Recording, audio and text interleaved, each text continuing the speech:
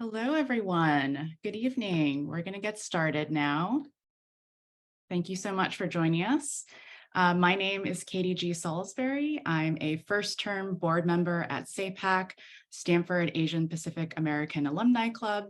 If you'd like to learn more about our organization, you can visit our website at sapac.org or follow us on Facebook or Instagram. We are constantly creating new programming, new events, also sending out updates. So we'd love to get more people involved. Tonight we have an amazing program. Just a little bit of housekeeping. We're going to have a prepared question session with our guest speaker tonight, followed by an opportunity for all of you in the audience to send in your own questions. So you can feel free to type those into the chat at any time, and we'll go through those at the end of the session. So without further ado, it's my great pleasure to introduce Mayukh Sen, class of 2014. He is the author of Tastemakers, 7 Immigrant Women Who Revolutionized Food in America, which was named one of the best books of 2021 by NPR, one of the Wall Street Journal's favorite books of 2021, a New York Times Editor's Choice pick, and longlisted for the 2022 Brooklyn Public Library Book Prize. His 2 forthcoming books, a biography of the actress Merle Oberon and a book of essays about American soap operas co-authored with the writer Charlotte Druckmann, will both be published by W.W. Norton and Company around 2025. He has won a James Beard Award and an IACP award for his food writing, and his work has been anthologized in 3 editions of the Best American Food Writing. He's taught food writing at the New York University Arthur L. Carter Journalism Institute and Columbia University's Creative Writing Program, and he lives in Brooklyn. Please join me in welcoming Mayukh Sen. Hello, thank you all so much for coming tonight. And thank you, Katie, for having me. And thank you to the Alumni Association for hosting me in this wonderful event. Happy AAPI Heritage Month. Yeah, I'm very excited to this is my first alumni event, I believe, since graduating 9 years ago. So it's nice to be back, even if it's virtual instead of in person. So. Amazing. Well, we're so glad to have you back. So we'll just get things started. So Tastemakers, your book, tells the story of 7 immigrant women and how they each made their mark on American cuisine. Most of them started off as home cooks. And I actually remember hearing about your book when it was first announced. And I was thinking like, wow, that's such a smart idea. That's like really something that like is out there that nobody's talking about, but that should be like an obvious thing, but it's not. Just because, you know, in the culinary world, it's so often that male chefs are the ones who are lauded for their brilliance and their amazing restaurants and their recipes. But you know, behind the scenes, a lot of times it's often their mothers who taught them how to cook, who gave them their love of food. So I'm wondering if you could tell us a little bit more about the genesis of your book and why you decided to frame it the way you did. Yeah, totally. So I first had the idea for this book back in 2017. So at that point, I was a 25-year-old staff writer at a site called Food 52. Some of you in the audience might know Food 52. And you know that site was mostly recipe and home cooking focused, but my sensibility was completely different. I was someone who is neither an avid home cook nor a restaurant enthusiast, right? But I loved telling the stories of people who made food. And you know, one form that I really felt comfortable in those early days as kind of, you know, a rookie food writer was writing profiles of people who, you know, had long past yet had impacted the way so many of us cook and eat today, and people who also belong to marginalized communities like myself. You know, I'm brown, queer, child of immigrants, etc. You know, I don't belong to the dominant culture. I don't believe I belong to the dominant culture, at least. And so when I was, you know, at Food 52 for those first few months, I was really trying to find myself in the stories that I reported on these figures who belong to marginalized communities, who were often effaced from dominant narratives and didn't quite have the same name recognition as figures like, say, Julia Child or James Beard. And so these stories were my attempts to recirculate their legacies. So, you know, after I'd written a few stories within that microgenre, let's say, I remember I got an email from a friend of mine saying, hey, you know, have you ever thought of stitching all these stories together and maybe writing a book. And, maybe through these, mini biographical sketches, you can, uh, you can weave a larger story about, say, immigration and food in America. And I just thought to myself, well, okay, I'm 25. I feel like an infant. I do not have the uh, energy or the skill or dedication to really devote myself to a project and undertaking like a book. So I put it in my back pocket for about a year. Fast forward to 2018, I'm 26, so much wiser and sager, right? A lot older. And I'm like, actually, yeah, I think I am ready to take a book project on. At that point, I was freelance. I had left Food 52 of my own volition because I just wanted to try something new. And, I had noticed that over the course of that year, there have been so many narratives popping up with indie American food media along the lines of immigrants get the job done and immigrants feed America. These were coming from major food publications. And I think there's absolutely validity and truth to those statements. There's nothing false about them, yet to me, I think the preponderance of those talking points unsettled me a bit because they seem to inadvertently reinforce this notion that I find very troubling, which is that, for immigrant lives to have any value in America at all, immigrants must be providing a service to a privileged consumer. And, so often when you say something like, immigrants feed America and immigrants get the job done, the lives and aspirations and hopes of immigrants themselves can kind of get obscured. And so I wanted to push against that within my limited skill set as a storyteller, right? So I thought, maybe I should focus my, attention on the lives of immigrant women in particular, because Katie, as you point out, women are so often too effaced in these dominant narratives, and they take a back seat to male perspectives, right? And I would just kind of corral seven voices, seven stories of, different women who came to this country and really changed the way so many of us cook and eat today, but have not necessarily, been written into history in the way that their work really merits. So that is kind of where the germ of this book began. So I sold it in 2018, and then, took quite a while to, get out into the world, as any book really does. But it came out in 2021, and the food industry went through a lot of changes during those 3 years, but we'll probably touch on those later on. Mhm. Yeah, definitely. I mean, the world at large True. went through a lot of changes during that period. But yeah, thank you. That was a beautiful answer. So, once you decided to embark on this project, it doesn't, seven women sounds like a manageable number, but I'm also imagining like, well, how do you get to seven? So like, what was the process like of figuring out like what women am I going to, whose story am I going to tell? And, I'm sure there were so many.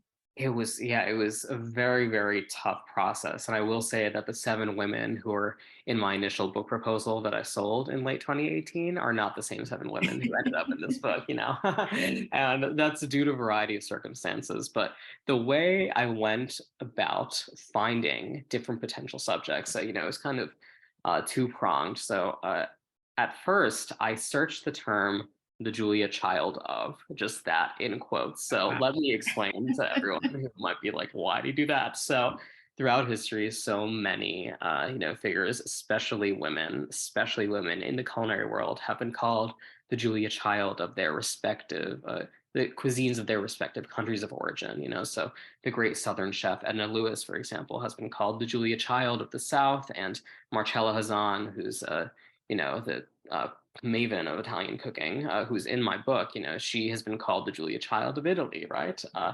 And that term, it really kind of gained groundswell in the 1960s as Julia Child's star was rising and also kind of being cemented within the American culture. And I think that when you look at articles from back then calling people like Marcella Hazan the Julia Child of Italian cooking, you can see that it was meant to be a sort of rhetorical gesture of flattery. Yet by 2023 standards, I think that the term has aged a bit poorly, in the sense that one of the reasons why I wanted to write this book at all is to make sure that these women's stories stood on their own without any sort of qualification relative to this person who looms so large over the American mind, like Julia Child.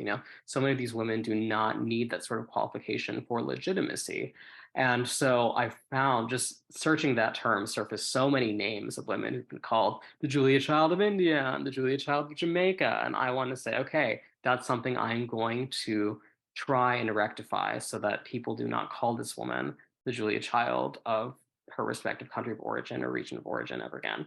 So that's Mhm. one way I found a few subjects. And then another way that I went about going, um, finding subjects was, so the food editor of the New York Times from 1950s until the 1980s was a man named Craig Claiborne. And throughout his time at the paper, he really used that platform to champion a lot of immigrant female voices. Yet, those are people who may have been celebrities in their time, yet don't necessarily endure in popular memory like they should today. And so I just went through the archive of his articles in the New York Times. And as you can imagine, he wrote hundreds of articles now. So it was quite a challenge. But, that really allowed me to find a few names as well who I did not know of when I first embarked upon this. But of course, you can imagine that, once I was done with that process, I had about, I don't know, 25 names of people who were really compelling. And so when I was winnowing that list, I had to ask myself, well, is there an aspect of this woman's story that might appeal to someone who does not necessarily read or consume food writing? Because I wasn't necessarily trying to reach people with this book who read Bon Appetit or Food 52 or even the New York Times food section. I was trying to reach someone who was like me before I even started working at Food 52, someone who, barely barely was a reader of food writing at all, someone who just liked to eat, and ate for sustenance. And so I asked myself, well, in pure narrative terms, are there parts of this woman's story that are going to be compelling to someone who doesn't read food writing? So that's one thing. And in addition to that, I really had to ask myself, well, is there an aspect of this woman's story that I can relate to? Because I think that, to write a book like this comfortably, you need to be able to access the emotional worlds of your of your subjects, right? And you need to uh, empathize with them in some way. And so I would really inspect their stories and ask myself, well, is there, a part of this story that reminds me of my own life or my own career in food writing? And so that kind of helped unlock some of that conundrum for me.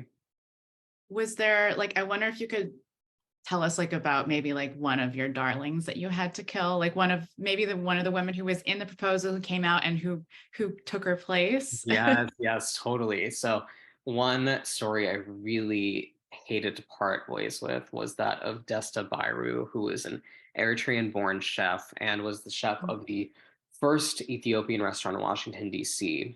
In the 1970s called Mama Desta. So she just had such a fascinating story, coming to America from what is now Eritrea and, uh, you know, it's pretty much just kickstarting, what today feels like a culinary revolution. Ethiopian restaurants have such a vibrant presence within the American dining landscape, especially within DC. And so going into this project, I thought, wow, I would love to tell her story in full.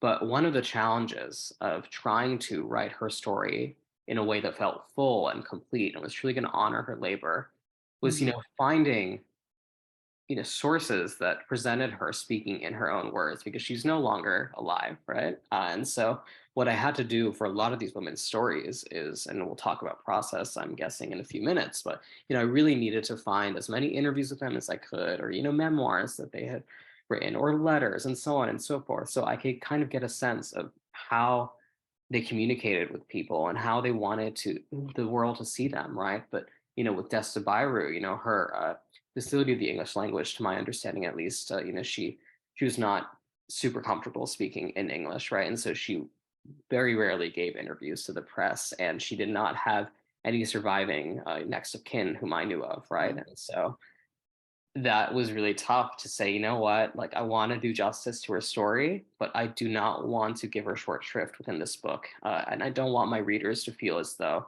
when they get to her chapter, they think, oh, she's been shoehorned into this book and this chapter reads so differently from all the others because of archival circumstances, right? And I think that that was a really sobering lesson for me in the sense that, the archives are biased in some ways too. And I write this in my introduction that, most of the women in this book, they do come from middle to upper middle class backgrounds because oftentimes those are the women who could afford to even record their stories at all and leave their stories behind in the form of a memoir or cookbooks of memoiristic passages. And that is just something I needed to be matter of fact with about my reader. So Right. Yeah. Yeah. Well, thank you for sharing that with us. I can totally imagine. I mean, like when you hit that dead end and you just don't have the materials that you wish you had about somebody's life, it's really frustrating. But maybe one day, if you one can. day, yeah, maybe tastemakers too, right? Yeah, exactly. Yeah. So speaking about your research process, maybe you could tell us a little bit more about what that was like, and also perhaps like touch on the fact that so 2 out of the 7 women you profiled are actually still alive. So I'm wondering whether or not there were certain advantages, but also maybe challenges to working with someone, who's actually going to read what you're going to write about them. Oh, yes, definitely. Yeah. So let's start with the research process. So, like I was saying a few minutes ago, a lot of my research and building the foundation of each chapter was, involved me finding evidence of these women speaking in their own words. So, some of them left behind memoirs, which is so useful for me, obviously. And in addition to that, I found pretty much every possible interview I could find with them that was, in print or on television, so I could get a sense of, how they carried themselves and so on and so forth, and how they wanted the world to see them, as I said a few minutes ago. And so that allowed me to kind of build the basic architecture of each chapter, was finding them speaking in their own voice. And then I supplemented that with research into the kind of press coverage that they got, because I wanted to kind of square how they saw themselves with how the world saw them, and whether those two dovetailed or kind of diverged in some ways that were interesting to me as their biographer, right? And I would also try my best to hunt down any, surviving family members of people who had been in their professional orbits, just to get a sense of, how those people remembered these women. And that was sometimes challenging, of course, because a lot of these women were working in the early 20th century, so a lot of Mhm. people are no longer with us as a result of that. And then finally, the kind of third step of building out each chapter was making sure I was putting each woman's story in appropriate and proper context. So, for example, when it came to the first chapter of mine on a woman named Chow Yang Guwei, who is the author of this groundbreaking 1945 cookbook, How to Cook and Eat in Chinese, that was the first systematically thorough Chinese cookbook published in America, I would say. What I really wanted to make sure I was doing was zooming out and telling my reader, well, what was going on, both in terms of American perceptions of Chinese food in 1945, but also Chinese immigration to America in the 1940s onward. And, around the time that she was working, what were the circumstances that even allowed her to gain entry into America at all, and so on and so forth. And so, that was kind of a fun challenge, toggling between those two registers and making sure that, while I was setting each woman's story in proper context, I was not sacrificing any sort of intimacy, because I wanted my readers to feel what these women were feeling at any given moment in time. So that was my research process for the 5 of the 7 women who are, no longer with us. But when it comes to the 2 subjects of mine who are still alive, that's a Najmi Badmanglish from Iran and Julie Sani from India. It was a fun challenge as well in its own way, So I was, first of all, grateful to them for even opening up their stories to me.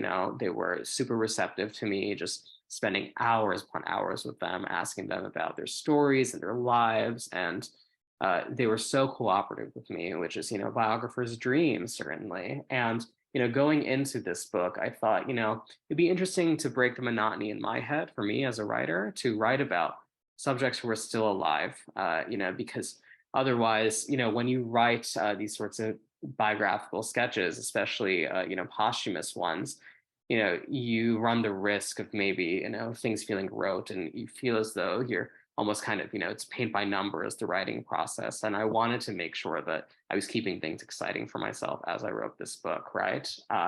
And so that's why I was saying, let me throw some women who are still alive into the mix and kind of see how that unfolds. But I was also writing a book, and one of the mandates that I had with myself was, Mayukh, you should write this in a way that feels like a book rather than, a magazine article. So, for example, if I were writing a profile of Julie Sani for, some publication online or a print magazine, it might begin with a line like, I first met Julie Sani on XYZ day in a Brooklyn Heights apartment. Right. I wouldn't begin with that, but maybe the second or third graph would contain a line like that, right? Versus what I wanted to do in writing this book was make the portraits more immersive, and absent myself as much as possible, and kind of just take myself out of there, step back, and allow these readers to kind of walk through each woman's story, as they live their lives, right? And what's great about having subjects who are still alive is that if you need to fact check something, or if there's some sort of gap in knowledge, which can often happen when you're just working from memoirs or other archival materials, you can just call them up and ask them. But I think that, in hindsight, I do wonder sometimes how this book would have read had I just done posthumous profiles, because I think that, in the closing beats of each chapter, what I try to do is talk about each woman's legacy and how it lives on today. I try to draw that line from the past to the present that we are currently occupying, right? And no one's legacy is ever finished, even after they leave this earthly plane, right? Even after a person dies, their legacy is still, emulsifying. But I think that, there's so many things that Julie Sani and Najmi Badmontaj can still do while they are still with us. They can write more cookbooks. Their legacy and their work can change in so many ways that are still in a flux, And one of the worries that I had is, making sure that this book felt like an object of real permanence, right? And I didn't feel as though like, oh, there's something else about this woman's life and career that I could have snuck into each of these portraits, right? And so I want to say that's one of my regrets, but it is really nice when I hear from some readers who say that those chapters were actually their favorites because they kind Mm. of, provide a sort of respite from the other chapters in the way that they read, So maybe I'm just being too hard on myself. Who knows? How did Julia and Najmia respond to the book when it came out? Oh, I mean, they were so lovely to my face, who knows how they felt in private, if they felt misunderstood in any way. No, I really wanted to honor the truth of their stories. And I think that one thing that I made pretty clear when I was even reaching out to them was that I was not trying to write some sort of muckraking expose on them and, dredge up some painful memories and put them in print forever and anything like that, But I think that is another worry as well. In the same way, it's the same anxiety that I have when I'm writing an article about someone who is relatively high profile and it goes up in a specific publication.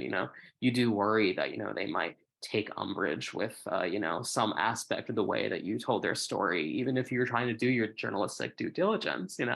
But luckily, that was not something that I ran into after this book was published. I did not hear anything directly. That from either Julie or Najmi, in which they took chagrin with, anything that I've written about them. So I am grateful that that happened.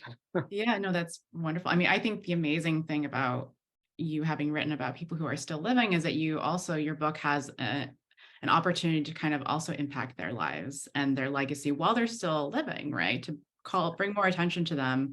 Because that's kind of one of the themes throughout the book is that a lot of these women, I mean, they had their careers kind of ebbed and flowed, but, over time, which often happens when people are gone, their career, their reputation kind of, simmers and people forget about them. So I think in some ways it must be such an amazing gift for them to be able to point to this book and say, hey, look, somebody wrote a book about me. Yeah, and someone recorded my story. Exactly. Yeah, I'm glad you see it that way, and my understanding is that, there hadn't quite been other stories of the length of these, chapters on Mhm. Julia and Najmi, so it would warm my heart if they felt as though I, did right by them and maybe impacted their careers in the immediate term in some tangible way. Yeah, I'm sure they did. Um, okay. So going back to one thing we did actually talk about earlier, because you mentioned Julia Child and how so often. I mean, these women were kind of I mean, it's like that thing when, you know, you eat a different cuisine and people always try to say, oh, well, it's like my grandma, she always explains that, you know, this dim sum sticky rice that's wrapped in, I think it's lotus leaves, is like a Chinese tamale. Right. It's always kind of annoying that you have to use another more popular food to explain. Like saying a dosa is like an Indian crepe, right? You know, like Right, it's what I exactly. tell my food writing students to shy away from. It's like, no, we could be more precise, challenge yourself, you know? Yeah, because they're not the same thing, and it's like the equivalency is can it's yeah. So I mean, so you talked about Julia Child, and so in the book you also include an interlude about Julia Child because she is this kind of foil for the other women, and I'm wondering if you could just talk a little bit about why you felt that was important to do. Yeah, definitely. I get this question a lot, you know, because the initial draft of this book did not include an interstitial portrait of Julia Child whatsoever. But, you know, my wonderful editor at Norton, Melanie Tortoroli, who's editing my next two books that you mentioned at the top of this conversation, you know, she got that first draft in late 2019. And she just turned to me and she was like, so I see this name, Julia Child, popping up a lot in these chapters, you know, because she was this sort of abiding presence throughout the entire first draft of the book. You know, she was a literal character in some chapters because a few of these women cross paths with Julia Child, or, you know, she popped up in some way along the lines of Julie Sani being called the Julia Child of India, or Norma Shirley, who's the subject of my final chapter, being called the Julia Child of Jamaica or the Julia Child of the Caribbean. And so my editor, you know, she posed this challenge to me. She said, why don't you write, you know, a short kind of portrait of Julia Child that allows people to better understand how she became this point of comparison for pretty much any other woman, especially a woman from marginalized background, setting foot in the American food industry. And I was like, challenge accepted, you know. And one book that I read a lot while I was writing this book was The Unwinding by George Packer, which, you know, was also kind of this group biography. But one thing that I found so beautifully done about his book is that he wove in these much smaller kind of profiles of people alongside these more meaty and substantive, you know, biographical sketches. So, you know, I believe he devoted a few pages to someone like Alice Waters, for example, the chef who's based in the Bay Area or California, at least, you know, into this much larger book. And I wanted to kind of, you know, model my book after his in some ways. And so I thought, oh, you know, is there a way for me to tell Julia Child's story that is not super reverential and loving in the same way that we've seen many times over from, you know, television shows and films and biographies for that are currently they exist and they've really permeated the American mind quite deeply. And so that is kind of what I attacked that interstitial chapter with. You know, I was like, okay, you know, is there a way for me to tell her story that it doesn't just kind of, you know, cover worn territory and kind of, walk along familiar beats, right? And what I really wanted to do as well was make sure that I was allowing my readers to understand that, yes, she faced enormous challenges in her culinary career. You know, she was a woman in a man's world, you know, in France, especially, you know, she was working against an incredibly misogynistic, you know, kitchen culture there. And, you know, the same applied to her work in America. And she really did beat the odds in a lot of ways. Yet, you know, there are certain aspects just of her personhood. These are facts. I don't believe that even she dispute them. You know, she was a white American woman. And, you know, the fact that she did not pose the threat of the outsider to America, to Americans, might have allowed her to become this emissary of French cooking for America more easily than someone like, say, Madeleine Camin, who is in this book. She was a French-born chef who, you know, really kind of butted heads with Julia Child quite famously, quite publicly. And what I really wanted my readers to understand is that, you know, Madeleine had reasons for her anger. You know, she really openly wondered why it was that an American woman like Julia Child could be the face of French cooking in America when there are so many other French-born female chefs like Madeleine herself who were just as qualified, if not more, to have that hold that same position in the American mind, right? And so I wanted my readers to, be sympathetic to Madeline and, the reasons for her anger as opposed to judging her, because Julia Child is such a revered figure. But all that said, I love Julia Child so much. And I hope my affection for Julia Child comes through because she was just incredibly talented and charismatic, and I think that, it writing that interstitial kind of interlude forced me in a different register where it's like, okay, how can I be loving while also being gently critical Mhm. of this woman and what she represents. Yeah, no, I think it was a really important point of comparison to make. I mean, I think as I mentioned to you privately after I read your book, that it just reminded me so much of another figure in my own research on Anna May Wong who popped up was Pearl Buck, who similar to Julia Child became this American who was an expert on China because she'd grown up there, the child of missionaries. And it's interesting to also look at that whole, context of China hands and how Americans were so much more interested in listening to a fellow American than an actual Chinese citizen tell them about that part of the world. So there's definitely a lot of interesting crossover there. I do think, oh, sorry, go ahead. Oh no, I was just going to say I think that one thing I want to make sure that my readers understand too is that, you know, this book is not an indictment of individuals like Julia Child, which I think that, Julia Child has a lot of, fervent stands, people who've been in Yes. my inbox, saying, how dare you besmirch her name? And I'm like, that's not what I was doing at all. I love Right. it too. But I think that I was not indicting individuals who benefit from the system. I was indicting the system itself that rewards, or rather does not reward people like Madeline Cameron as much as it does, women like Julia Child, for example. I think that there's room for both to thrive and succeed and be remembered. And that is what I hope my readers take away from this book. Yeah. Um, Related to that, I think one of the similarities between Julia Child and the women that you profile is, I think, this kind of phenomenon where I don't think any of them really set out to be cookbook authors or teachers or, restaurateurs or culinary experts. It's kind of something that happened along the way or after they had kids and they were, trying to find a way to build a life for themselves that might have made, outside of their caretaking or, domestic responsibilities. So I'm wondering if you feel like there's a larger message or kind of a reflection of what you call like the traditional food establishment, and like whether or not you think things have changed since some of these women's were alive compared to now. Like, how are things now? Like, do you think there's more room and more, maybe perhaps like awareness and ambition, um, more space for women to kind of fill those, roles rather than kind of happen upon them by accident? Right, right, and falling into their culinary careers. Yeah, because that was a through line in so many of these chapters. That found each of these chapters really was the fact that so many of these women, they came to America because of circumstance, because their husbands brought them, or so on and so forth, right? And they may not have had a ton of comfort with the English language, or they may not have been able to resume the careers they had in their countries of origin in America. And so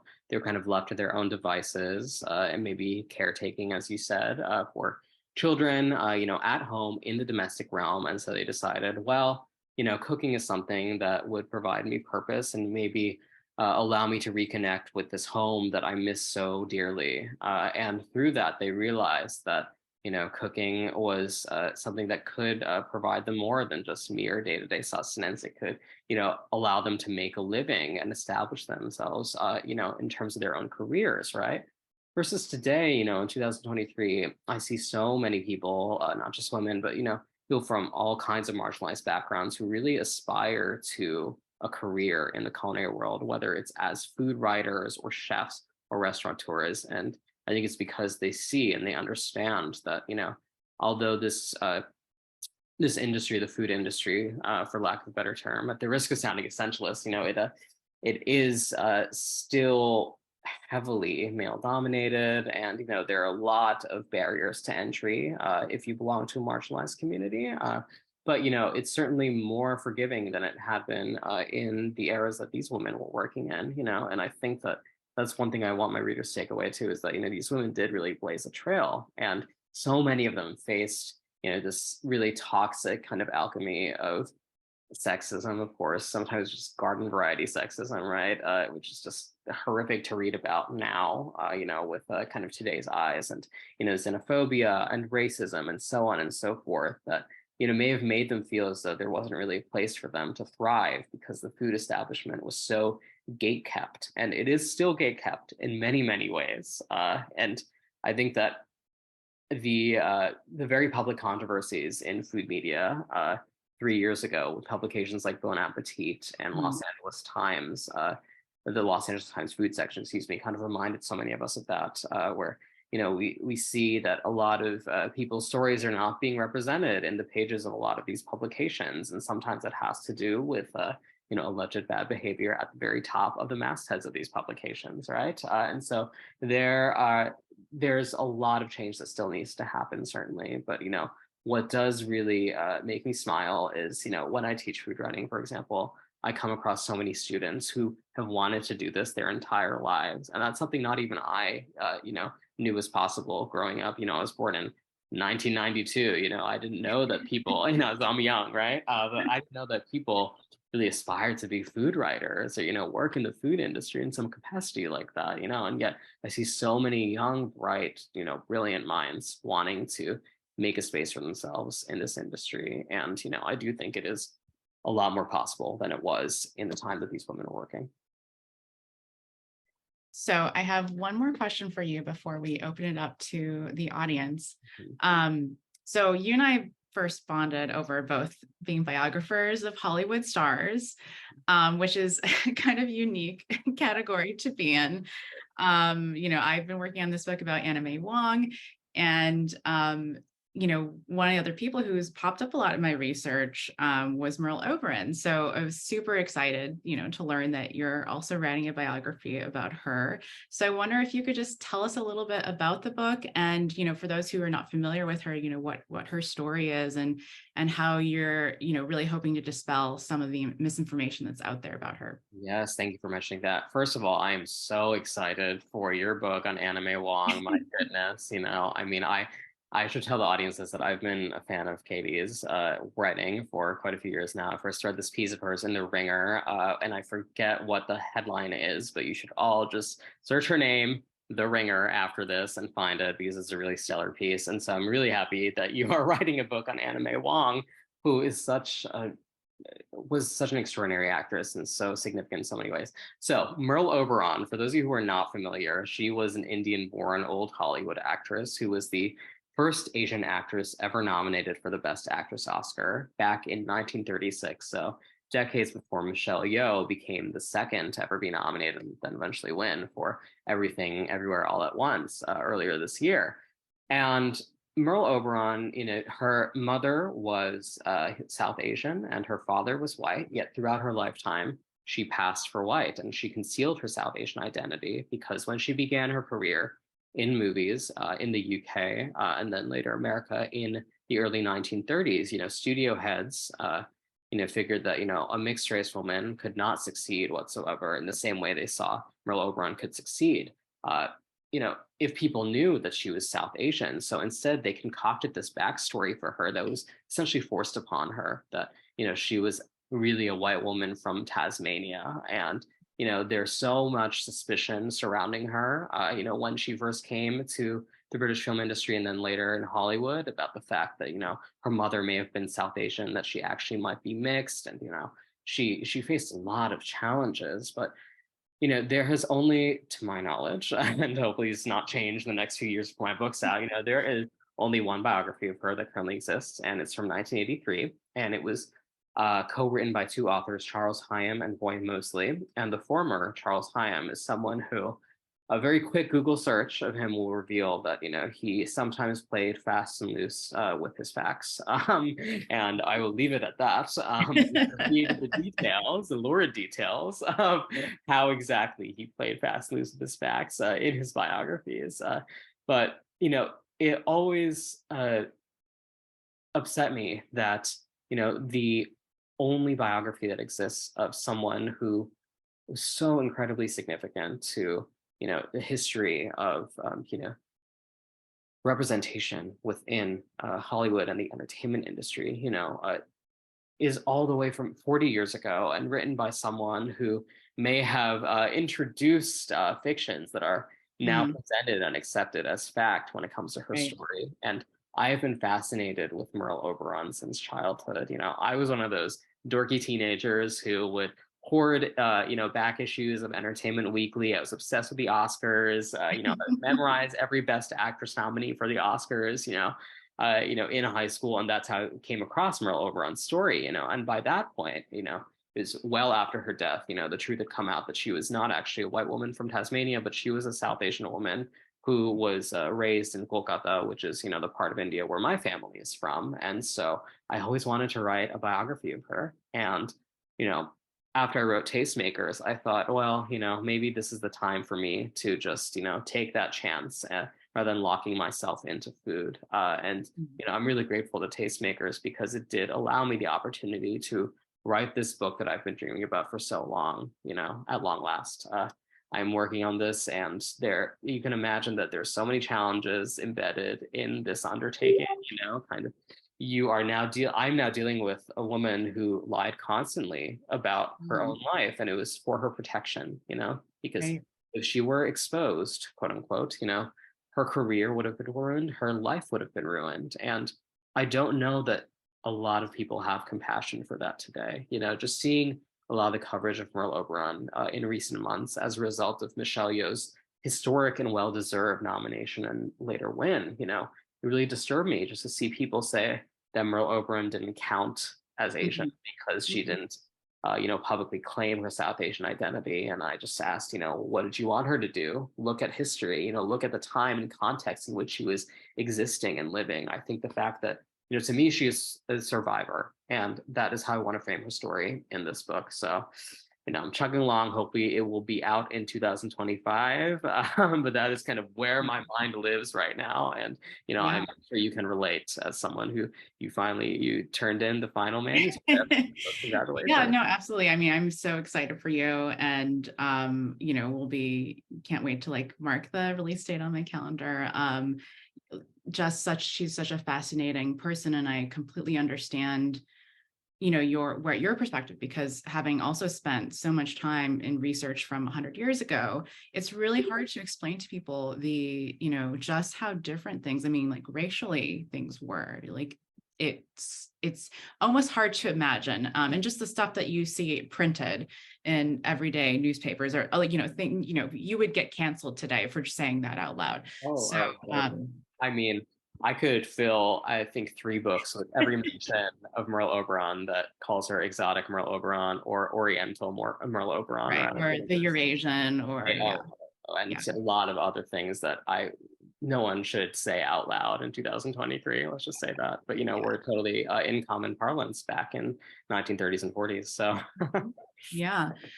So we have about 10 minutes left, or 12 minutes, I should say. So I do want to get to some of these questions in the chat. Let me just look at them quickly. let's see. Um, so we have a question from Vered Sharon, says, thank you so much. I'm curious, and I realize this is an open-ended question. What are some similarities between Julia Child and Alice Waters, and what differences come to mind? I don't know if you have an opinion on that. Oh my goodness, I'm not sure that I do. Because I wish that I had more familiarity with the contour, you know the specificities of Alice Waters' work. I've interviewed her for stories before and everything like that. And she, my impression is that she is just an incredibly talented, groundbreaking figure. And, I'm afraid that, I can't really speak to the, specifics of, the similarities that they both share. They strike me both as just incredibly talented women who had to really fight the odds, and I think that, we're living in a time when, so many people who are entering the culinary world, people who belong to my generation, are questioning the legacies of people who've been revered for many, many years, right?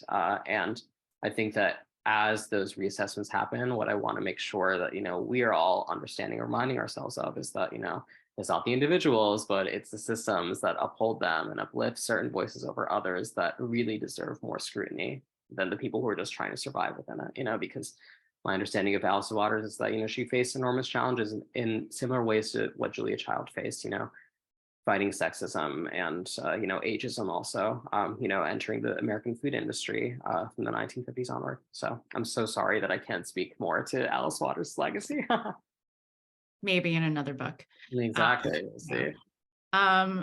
We have another question that is whether or not you can recommend an Eritrean restaurant in DC. My goodness, I wish, geez, oh man, because it has been literal years since I went to DC, and it was actually for this book when I was reporting my chapter on Najmi Batmangalish from Iran. She lives in DC. She's lived in DC since the early 1980s. Oh my goodness. I know so many Ethiopian restaurants in DC, and I wish that the names came to me. It's been over 4 years, I believe, since I went back. Oh my goodness, I will let me do my research, yeah. But I wish that one thing that is great though is that pretty much every Ethiopian restaurant, at least that I've eaten at in DC, is pretty stellar, and I wish that New York, where I live, had that same kind of incredible variety. Like I can tell you all my favorite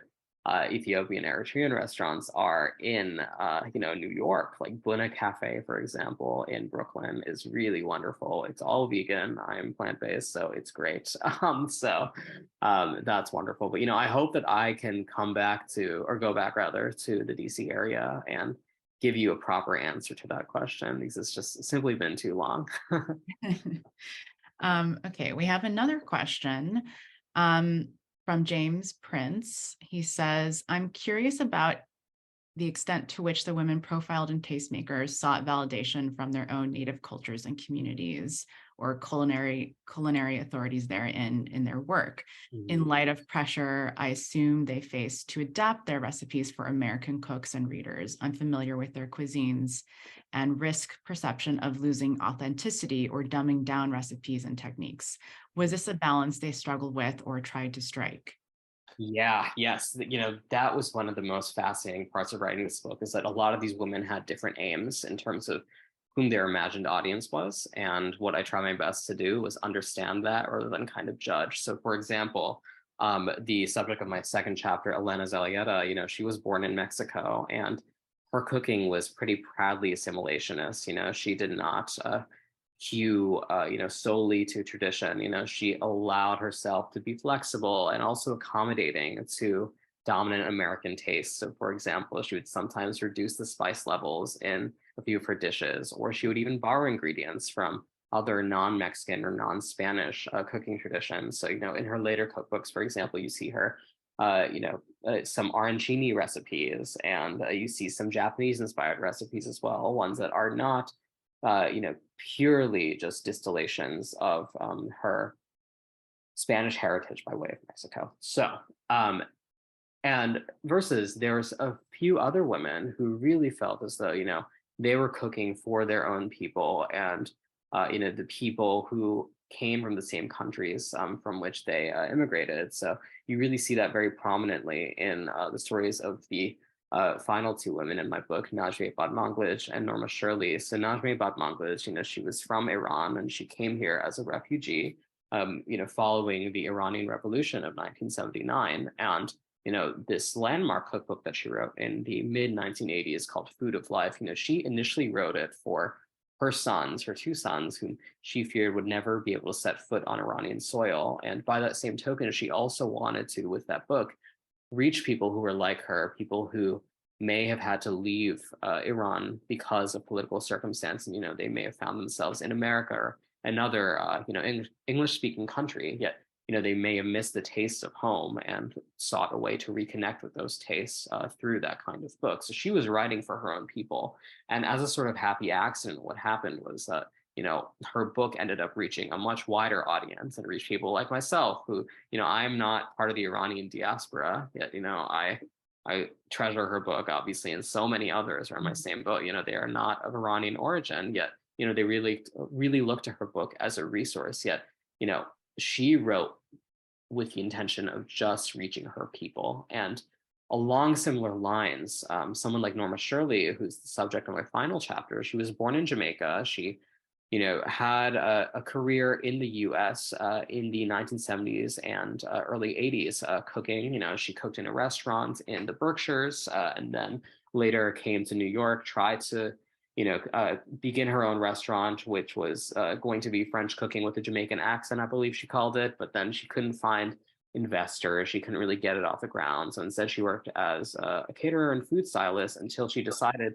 to go back home to Jamaica, cook for her own people, and try to mount that dream of a restaurant there with a more appreciative audience. And so she was really cooking for her own people, and she cared about what other Jamaicans felt in terms of, how they were seeing the foods of that island represented in her restaurant. And again, it just so happened that it's only after Norma Shirley returned to Jamaica that she found this American audience who said, "Oh, wow, this woman is doing something really interesting and innovative. Let's pay attention to her." But that is not what she was working for. She was really just cooking for other Jamaicans, And it's interesting because Elena Zellieta, she was working in the 1940s, so those were the pressures that, she had to, face and kind of make sure she was, bucking to for her own survival. She needed to make a living versus, in the 80s, Najwa Bangladesh and Norma Shirley, they faced a different set of pressures that maybe allowed them to kind of cook with more intention for the communities that they belong to instead of the dominant gaze, let's say. Right. Yeah. That was a great question. Okay. So another question that we have here, and I think maybe we'll have time for one more after this. This is from Natasha Abadia. They say, do you think you'll come back to the Bay Area anytime soon and check out the busy new food and art scene there? Okay, Natasha is a fellow Stanford 14. It's also my first friend at Stanford, so hello, darling. I would love to come back to the Bay Area at some point soon. Once my bank account looks to be in better shape than it is right now, I will, first flight I can find, I would love to come back to the Bay Area because, I do miss it quite a bit. And, it's really meaningful for me to actually be in this space right now. I don't mean to sound corny, but, I can't help it. But, Stanford really shaped who I am and also the writer that I became or I'm trying to become, and so I want to reconnect with, that part of my life that happened almost a decade ago now. It's crazy. And, I get the sense too that so much about the Bay Area has changed in terms of its arts and culture scene, also its food scene. I keep on hearing about all these restaurants beyond what I just remember. It's also changed in so many ways. I know the Thai cafe on Stanford's campus is no longer around, and it makes me very sad. But I want to see what Stanford and Palo Alto and San Francisco have to offer now that they didn't back in a decade ago when I was in school. So hopefully one day, Natasha, we'll see. Okay, we have time for one more question. This is from Annabeth Lowe. She says, thanks for your insights into the process. How do you see or position your work, creative nonfiction and journalism, in conversation or relation to both a broader Asian American food writing community and within scholarly institutions, Asian American food studies, et cetera? Do you see any generational significance to doing food writing as a young millennial in the 21st century? Any shifts in style and focus, perhaps?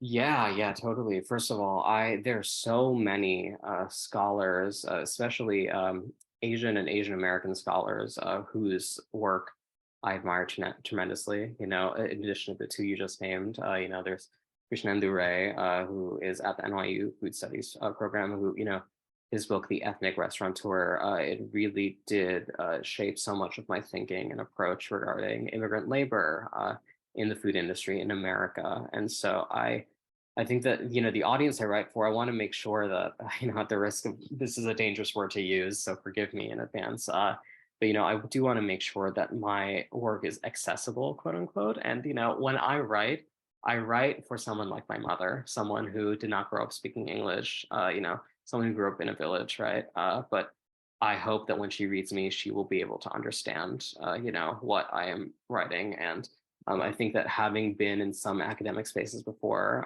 sometimes I can feel myself maybe writing things in a more complicated and florid manner than I need to reach audiences like that, And so I'm so indebted to scholars like the ones you named. I think that our approaches are different, but our aims are quite similar. And to answer kind of the second part of your question, it's so one of the great pleasures of teaching food writing is just seeing, the kind of fresh perspective that so many younger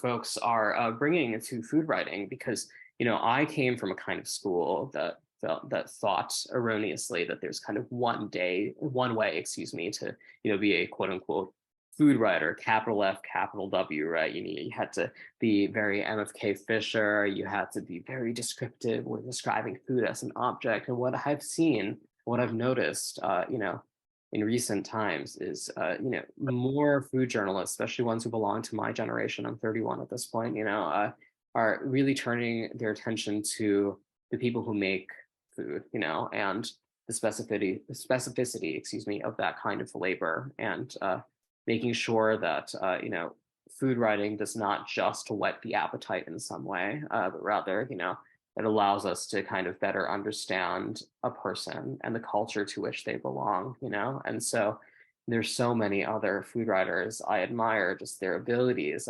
Two who come to mind immediately. Eric Kim over at the New York Times. He writes so beautifully just about his Korean American, heritage and how that has shaped his cooking, his relationship to his mother. I think that he is a master of that kind of personal food writing, in a way that I haven't quite seen from his elders, quote unquote. When I read him, it feels like something new and different, and that's what my students feel as well when they read him. And someone else, she's not Asian American, so I hope this is not outside the scope of your question, Annabelle. But Elizabeth Kennedy is someone else who is absolutely wonderful, because she is able to put food in conversation with topics surrounding labor and politics and so on and so forth in a way that feels so deft, rather than clunky. And so those are two writers I tell any emerging food writer to really study. Eric Kim and Alicia Kennedy, because I think that they really point to the possibilities of what food writing can do from very different approaches, but equally satisfying to my mind. So I hope that kind of answers your question. Thank you. Well, I think that's a great place to end things. It's always such a joy to speak to you, Mayukh. Thank you so much for being with us tonight. Thank you to everyone else. I hope you've got your copy of Tastemakers. If you don't, go out and buy one. And hopefully you'll join us again soon at SAPAAC for another event. All right. Thank you and good evening. Thank you so much, everyone. Take care. Bye.